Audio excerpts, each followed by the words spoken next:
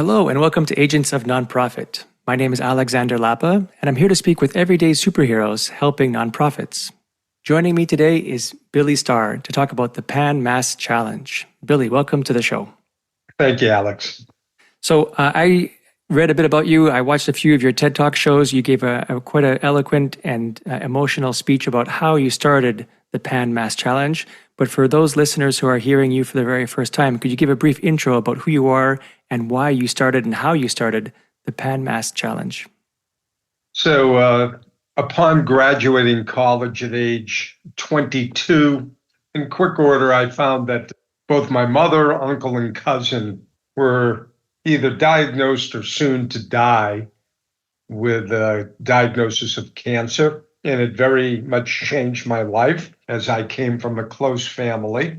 And, nothing about the Pan Mass Challenge was a business plan. It came out of three things in my life eventually. And by the way, all of the death and dying happened between 1972 and 76, but the PMC wasn't created until 1980.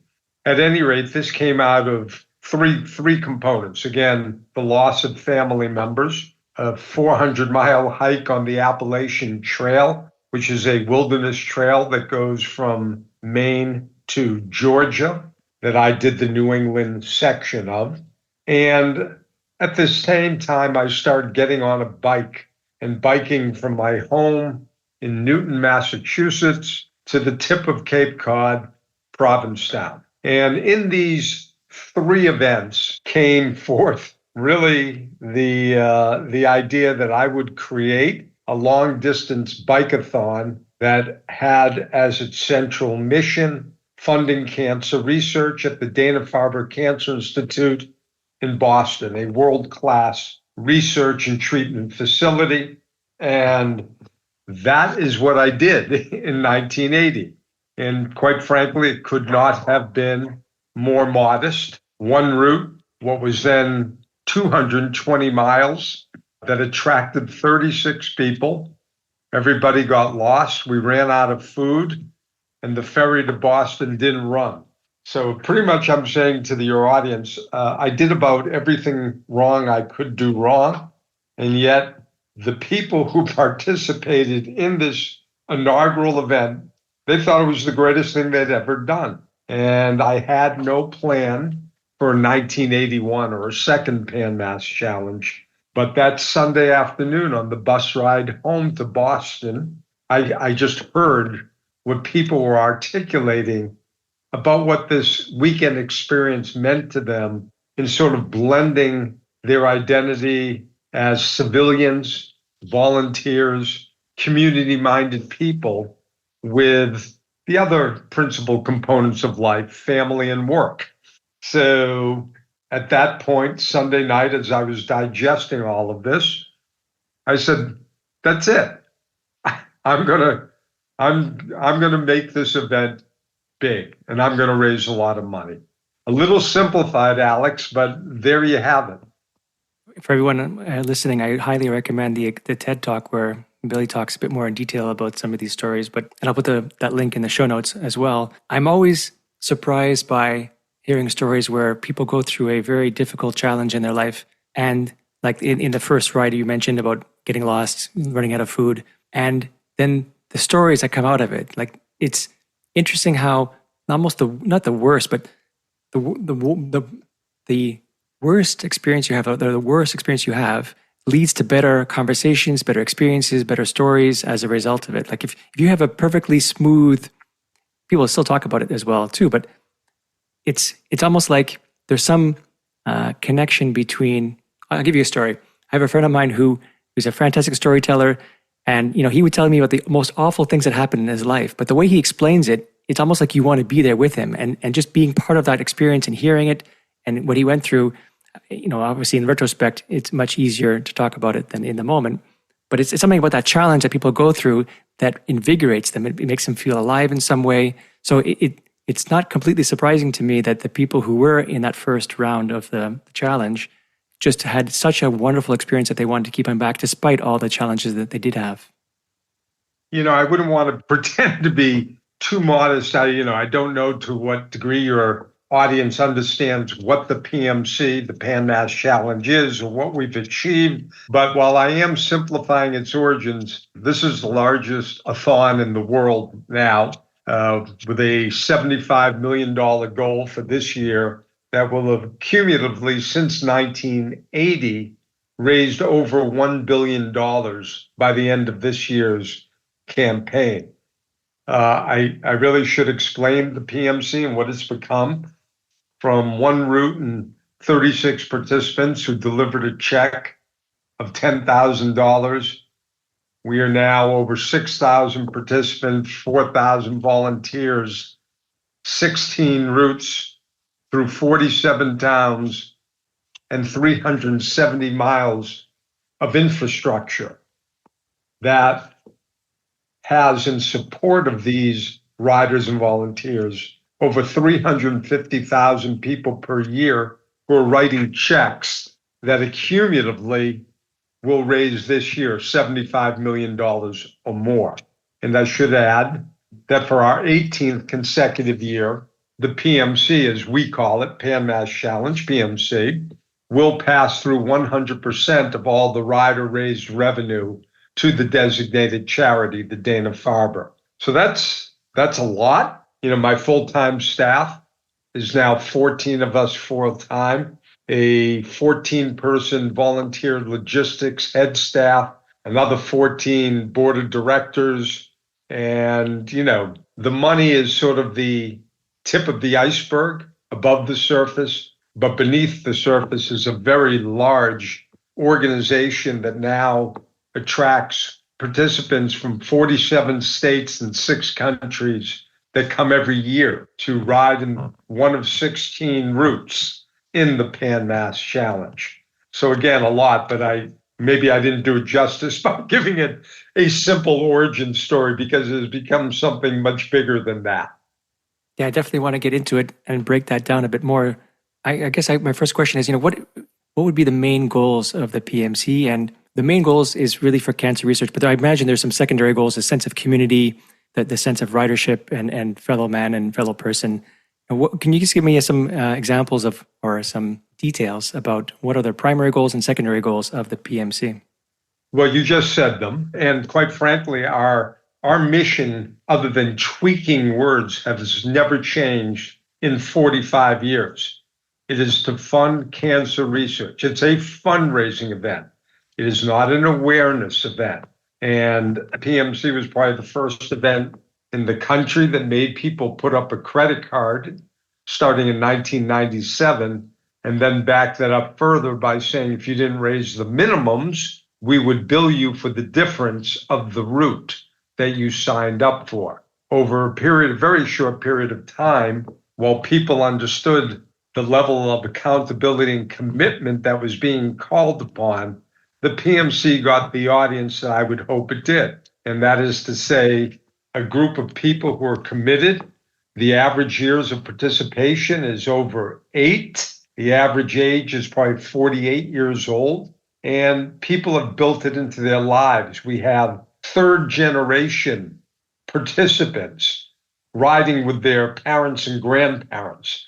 I hate to think that I've come to that age, but it's a remarkable thing that the PMC has become institutionalized because of its values, because of the weekend experience, because it's not anything any of us could do by ourselves in bringing forth an army of support for a first-class cycling experience all across eastern Massachusetts to, world-famous Cape Cod and classic summertime biking and seaside environment.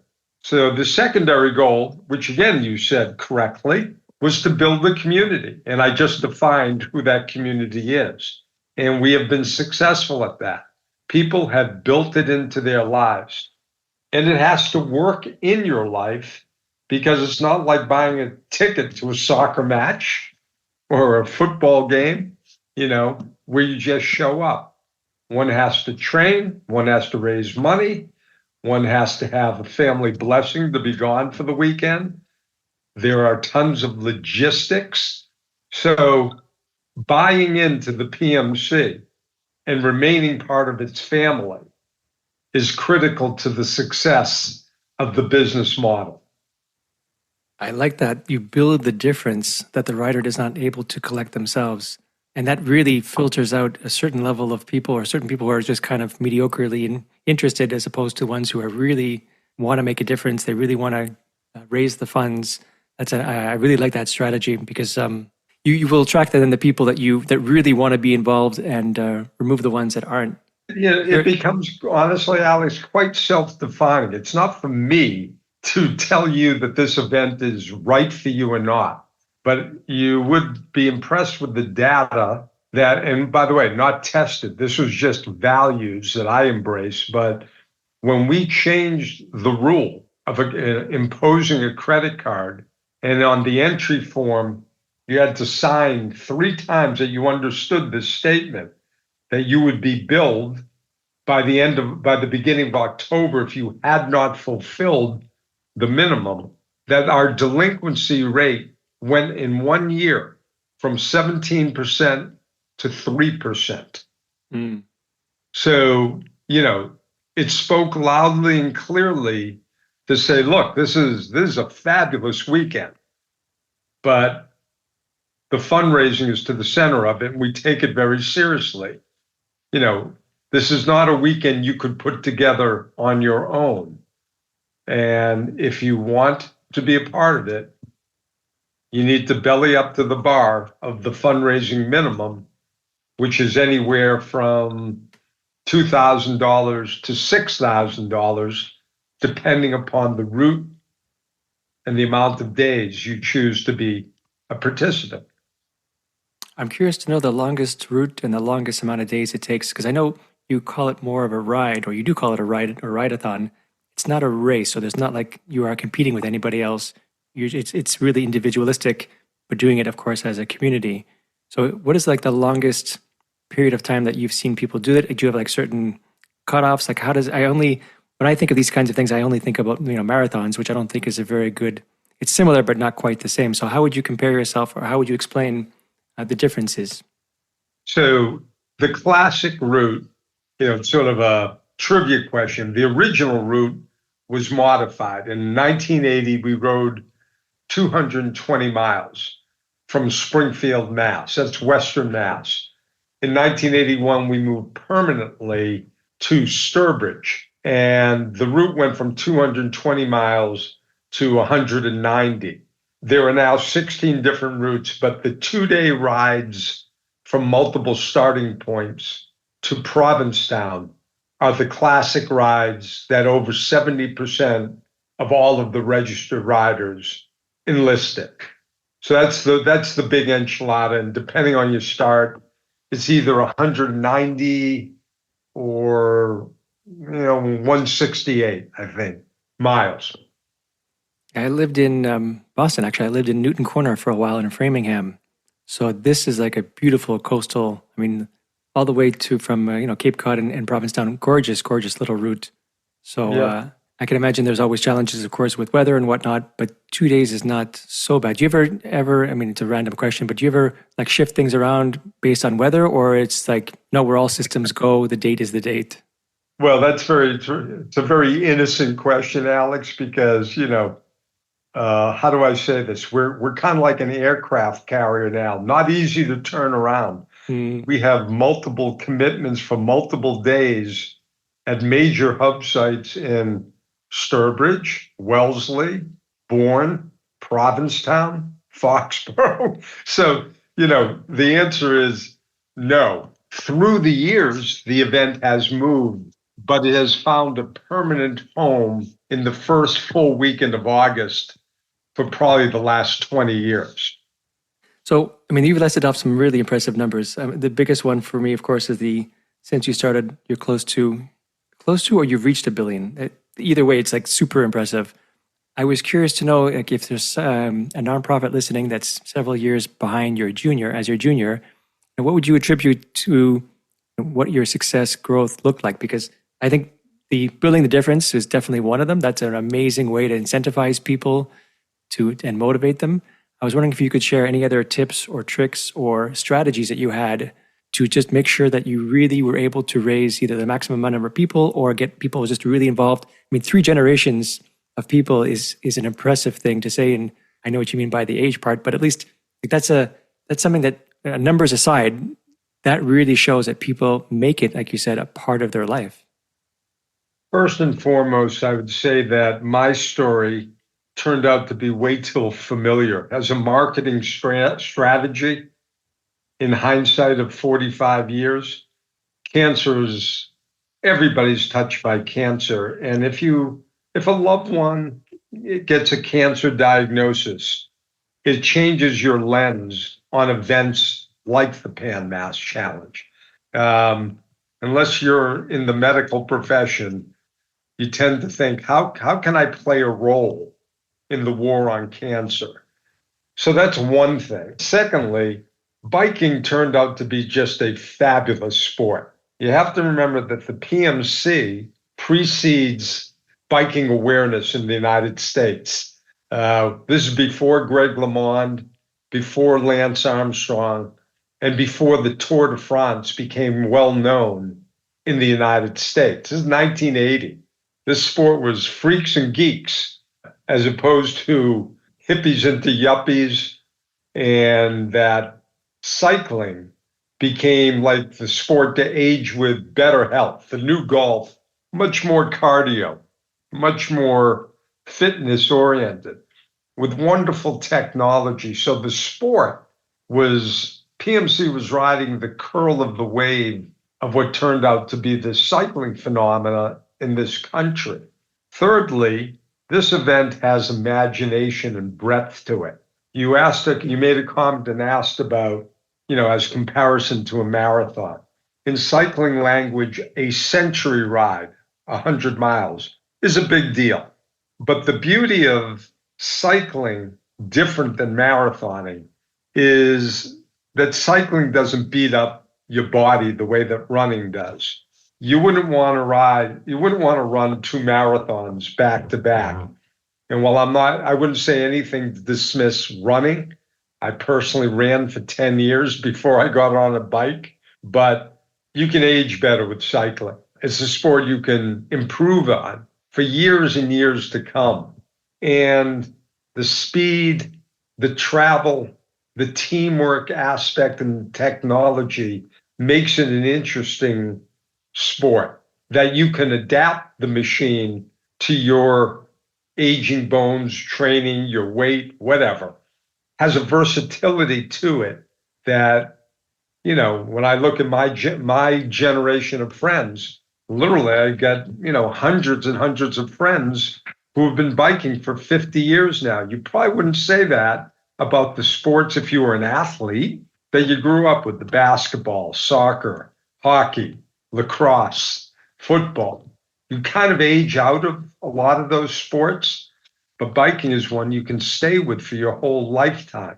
And there's a sociability component to it. We often joke, do we ride for fitness or do we ride to go out to dinner afterwards? That type of thing. So community is strong, and in many ways also safety in numbers. Nice to be out there with other people. I've experienced part of that I ride a motorcycle from time to time, and it's we usually are a smaller pack of people, maybe 2, 3, 4 people, but there's a similar camaraderie. I can never say that word. And when I see bicyclists, as I'm zooming past them, I actually have a tendency of waving to them because I do feel a kindred spirit in that regard, that we're both outside, trying to get fresh air, trying to get see the world to a certain extent. Of course, I do respect more the bicyclists because they're actually pedaling to get where they need to go versus I just pull a little lever. But the spirit, I think, is very similar. So always have mass respect for bicyclists, and they can go some crazy distances, and they seem to be, in general, very focused on what they're doing. Yeah, I don't see too many bicyclists who are not at least some level of involved in it. Like, it's not typically a casual rider. I mean, you get them from, of course, commuting and around the city. But the minute you're outside of the city, most individuals tend to be, very happy where they are and very focused on what they're doing. Yeah, there's nothing bad about any of it for sure. I wish your sport were quieter. Yeah, but it is what it is. It's nice that you respect cyclists. For a cyclist to go to Europe and see how well you're treated by motorists that's like the vacation of itself. I wish that America was that evolved, but clearly we're being challenged in these times for all kinds of civility. But, it is humbling often in the city to be on a bicycle and dealing with the cars. But again, on the PMC weekend, as we are very well known, whether you're in a car or by the side of the road, any honking of the horn is usually done as a form of applause for our mission and what we are doing collectively. So it's a big safety net on PMC weekend, but this is the sport we've chosen. Yeah, imagine. I mean, do you get spectators? I mean, people. If it's really well known, really well planned in advance, there must be people along the route who are trying to, encourage the riders during that route, especially I imagine during in Cape Town, not Cape Town, but yeah. Well, our route has been modestly tweaked through the years, and it's very much a secondary route system. We are not on main roads. So the people who live on these back roads do come out. It's not unlike the Boston Marathon or any marathon where people come out. But here in Boston, the marathon is, heavily manned with spectators, cheering the runners on for all 26 miles. In my world, and we have 370 miles of infrastructure. So people tend to be a little more stretched out. The roads are also not closed, but we do enjoy full police support through critical intersections in all of the 47 towns that make up the 16 routes. Yeah, awesome. You mentioned it's like an aircraft where you can't turn so much. And that obviously, when I think of aircraft, I think of a lot of people supporting the aircraft. I mean, usually as a passenger, you only see, the flight attendants and the captain sometimes, but it takes a village, right, to get this organization up and moving around. And there were three groups of people I was hoping we could talk a bit about, mainly the donors, the volunteers, and the corporate partners. And I was thinking about starting with maybe donors first. Do you normally get, I would assume it's a combination of just people giving that they're not really be able to involve themselves too much, but they do want to provide money to you because they believe in the cause. There must be some people, of course, there must be the majority of people who are writing and they're doing more peer-to-peer fundraising. Maybe there's a third kind. So if you could talk to the different kinds of donors that you attract. Okay, so in my world, the language would be donor, volunteer, corporate underwriter. So donor is easy. The PMC makes a contract with its riders. We do not touch their donors. We do not solicit their donors. That relationship is between the rider and the individuals. The PMC was at the forefront of friends asking friends. Now, our fundraising tools are very sophisticated, but the donors are your personal domain. We collect the information, we do all the appropriate thank you, the IRS filing, but we don't reach out to them other than to say thank you for the gift. And all of it, the rider can track online. The volunteer is one of up to 4,000 people, professional and just there for the day, who have signed up on our website to assume a responsibility. This is everything from driving trucks, doing massage, doctors, bike mechanics, communications people, food preparation, trash. That's a volunteer. They may also be a virtual rider. That means they're not riding on the weekend, but they fundraise in support of their volunteer position, or they're a virtual rider who just supports the mission. And we will have 3,000 to 4,000 registered volunteers. Thirdly is the corporate underwriter. This company, corporation, or group is providing a combination of cash or product that we need to manage both the PMC weekend or our year-round operation, which looks like this. There are 14 of us working full-time right now, and we probably have about $10 million of fixed costs. We probably have another $5 million of what we call in-kind donation, which I just described, meaning if we didn't get it free, we'd probably pay for it because it's an important part of our production. So if you took the year-round nut, it's probably about almost $15 million. We have every penny of that underwritten, from registration fees, sponsorships, merchandising, interest income, and our 100% fund. And that's individuals who support the underwriting.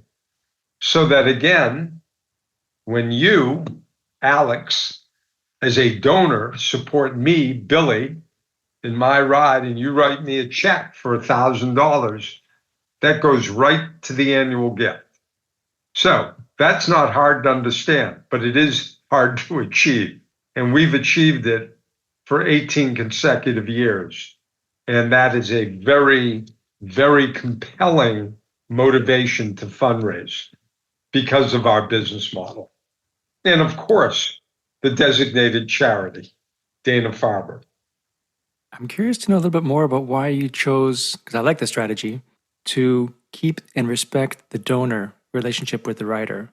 It would be tempting, I'm sure, to start, saying, hey, listen, because you donated last year, would you be interested in donating this year, or adding them to a newsletter? What was your motivation, your strategy, or your vision behind saying, you know what, let's leave the relationship between the donor and writer as is. Let's just keep the relationship with the writer and let them manage their relationships with their donors.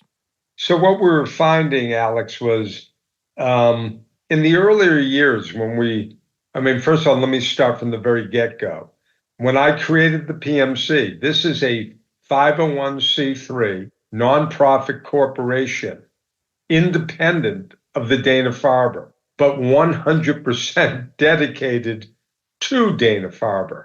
But in the earliest years, and I could say for the first 10 to 15 years, Dana-Farber was helping with some of the work, but they were also taking some of the information for the development department, which is what any development department would do. And what would happen when that occurred is, Alex, you might get a letter in the mail asking for money. And the individual might either give money, resent that they got the letter. But then when I came around to you for the next year for the PMC, you might say, hey, Billy, I just gave to the Dana-Farber, but you're not going to support my ride, Alex? Well, I already gave. And you can see the kind of confusion and disgruntledness that might occur when you actually have a registered rider who's a very committed amateur fundraiser suddenly having his contact that would be the perspective of the rider, that his contacts have been usurped by the benefiting organization, from their development arm, which is what development does. And I'm not, they're not evil in this. It just came to putting a fine line that our intellectual capital was our own and that your donors are your own. And that was the living experience by which I made that decision, that we weren't going to go at your donors. Does that make sense?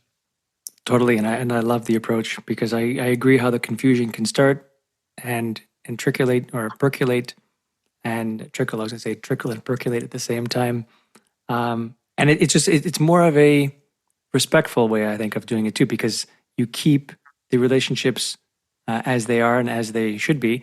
They do end up getting to the Dana-Farber Institute, so it's not like you're not cheating anybody out of anything, but you do keep a more human and respectful approach to things. So, yeah, it makes total sense. Keep in mind that the PMC is such a unicorn in terms of the magnet of people it's attracted, that you can imagine that all over the country, all over the world, some well-intended event may happen. People might support it, but then for any number of 100 reasons, that event goes out of existence the next year. And then all that information is lost. If I were the benefiting hospital or educational or social institute, you wouldn't want to lose that donor because Alex decided that he wasn't going to put that event on, that bake sale, that running event, that mountain climb, that you were doing a one and out, it's something you want to do. But the PMC, we've reached a point where we've been institutionalized and we have remarkable momentum and sustainability. We have great associations and we have, again, generations of families that support the PMC monetarily, and because the value system speaks to them about fitness and community and giving back and funding cancer research. So a lot of words, but it all makes sense. Yeah, I agree. Curious then about the corporate partners. How do you find them? How do you nurture them? How do you elicit these in-kind donations? You could speak a bit about that, please.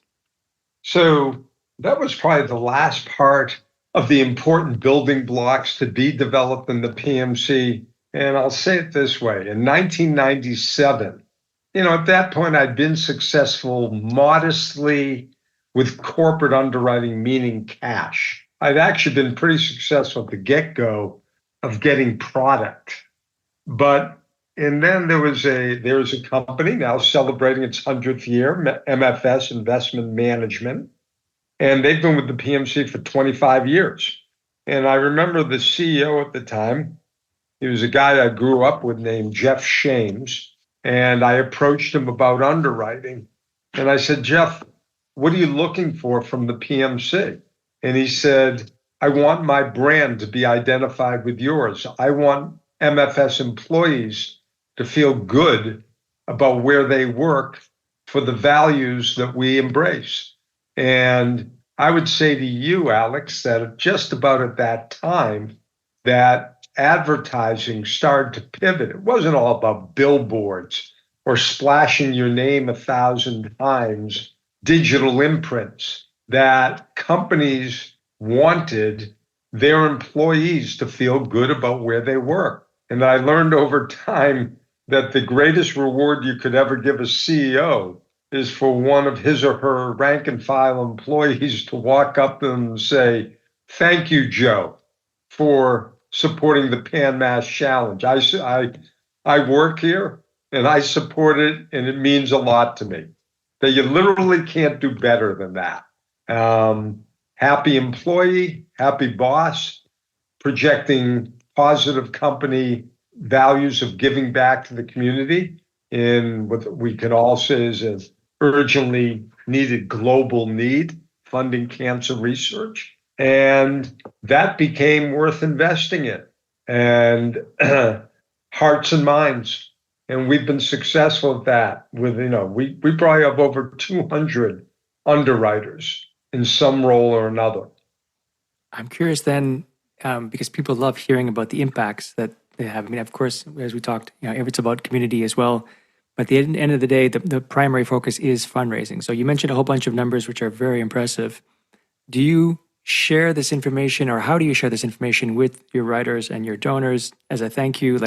And what impacts have you had to cancer research in general? How has Dana-Farber reacted to all of this and used some of these funds? Dana-Farber itself would say, and has said at this point, there's probably nothing we don't do that the PMC dollars don't have an impact in.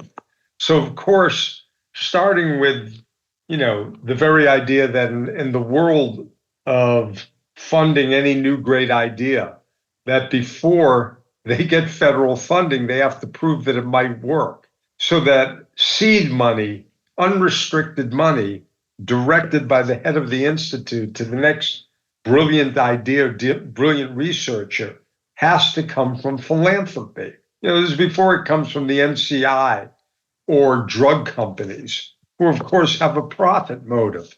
But the PMC, 70% of our annual money is unrestricted.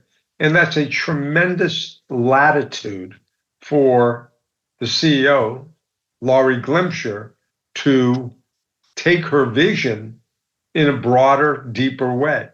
So, another way of looking at the PMC money, and I hesitate to use the word guaranteed, but it's like a $1.5 billion foundation throwing off 5% a year to one charity, like 70, 75 million.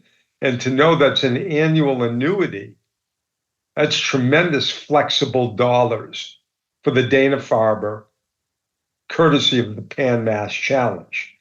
I'll say it another way.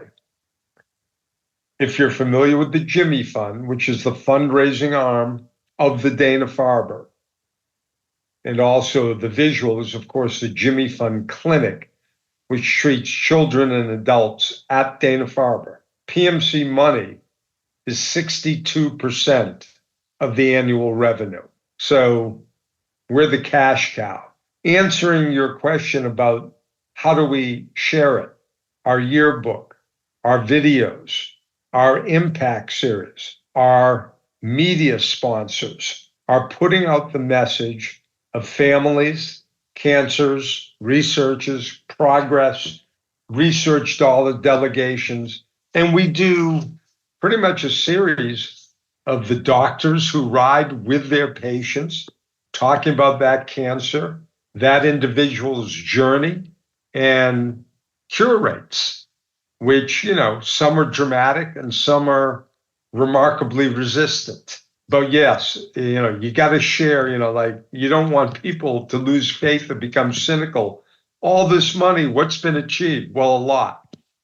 In your or my lifetime, it may not seem a lot, but in the history of 50 years, if the cancer rate goes from a 20% curable to 70%, that's huge. That's huge.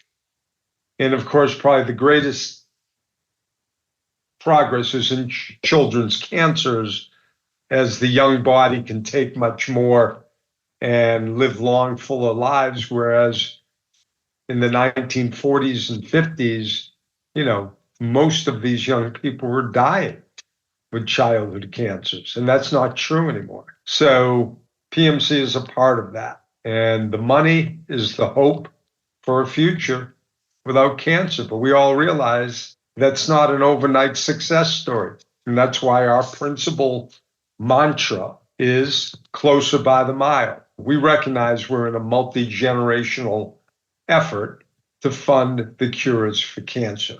And our crowd is dedicated to that idea.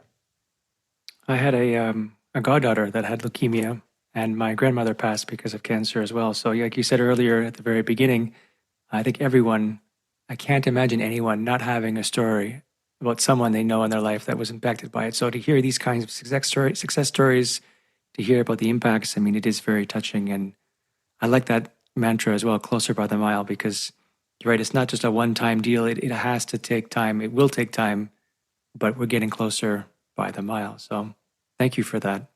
I remember a speech, and again about that mid-90s, by the president of the Dana-Farber, then his name's David Nathan, who is still with us in his mid-90s now, of age. But when David started working with Sidney Farber at Children's Hospital, they all died. And I remembered listening to this speech, and I go, oh my God, how do you get up and go to work the next day? And yet they did. To me, these people were heroes. That is just such a difficult environment. And yet they had the vision and dedication to believe that the mysteries of of human chemistry could be, if not solved, improved upon. And 70 years later, that's proven to be true. So, for me to do what I do makes a lot of sense. I'm not going to say it's easy, but I like it. I love it and it's meaningful. But I couldn't have imagined facing a daily environment like they faced when they were in their 20s going to work every day. That to me is remarkable. But here we did, and we're all grateful that they did. Absolutely. I was wondering if you could finish by saying, what is the plan for, you talked about the milestone, I think, for this year and for the future. Like, where would you like to see the organization in the next few years? Is it just a matter of more growth? Is there a particular vision you have that you haven't quite gotten to yet? If you could share a bit about that. Well, the vision in having built an event of magnitude that speaks to the values of people and that runs on an annual basis, you can't do better than that. To fully subscribe the PMC, I fully believe if all my routes were fully subscribed to, we could raise $100 million a year or more. So we haven't achieved that yet. I wouldn't say we're underachieving. We're probably 3 times bigger than the next largest a-thon in the country. But, we're painting on a pretty big landscape. We do have a year-round program. We have what we call spokes in the wheel. We have an indoor winter cycle program. We have a gravel ride in the fall. And we have a kids' rides program. But the PMC weekend is a real Super Bowl magnitude event. And the big enchilada, the 2-day ride to Provincetown, is already almost sold out. Well, actually, probably those routes will close in another week or so. But the other routes will remain open. And, for people who are new to cycling or fundraising, that's their entry level. We really could easily handle a couple of thousand more riders in those routes, our Sunday routes, our 25, 50-mile, and even 100-mile route that's all on the mainland, all on Sunday, and all available on our website, pmc.org, if people want to register. That's my vision. My vision is this event has demonstrated over 45 years that come 100 degrees, wind or rain, or once in a while a beautiful 75-degree day like last year, our people are going to be out there because they know that we will deliver a safe, smart weekend and we will all play a role. I believe that the PMC values are passed down to any of the listening audience who are 35 or younger. We have 1,400 35 and youngers in the PMC. So that generation is well represented. But it's a mature event. You got to be able to handle a bike. You got to be able to raise money. You got to be able to handle yourself in a crowd. But, it's much more than a ride. To your listening audience, I just say, register, go experience the PMC, and I'll see you on the road.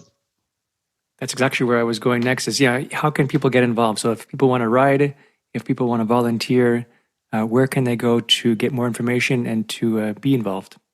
Whether you want to ride or volunteer, go to our website or donate. It's all right there. Find the route or role and fundraising minimum that works in your life and get involved. Billy, this has been great. I want to thank you for coming on the show. I want to thank you for everything you've been doing and have done and will do. Thank you so much. Any final thoughts as we end the show? No, thank you, Alex. I'll be looking for your registration soon. Get off that motorcycle. Get on a real bike. The fact that you mentioned that you can do it as you age actually took me by surprise. I didn't know that. I did see older people, but I never thought you could do it, past 60, 70 years old. So that might be, that you might have planted a seed in my brain for that one. So thank you. Good. We'll look forward to it. Trust me, I think we have over 250, 70 plus still involved. Wow. Which includes me. Wow. Billy, thank you so much for joining me today. Thank you, Alex. Have a good day. All right, that's it for today. I'm Alexander Lapa, and I hope you join me again in the next Agents of Nonprofit.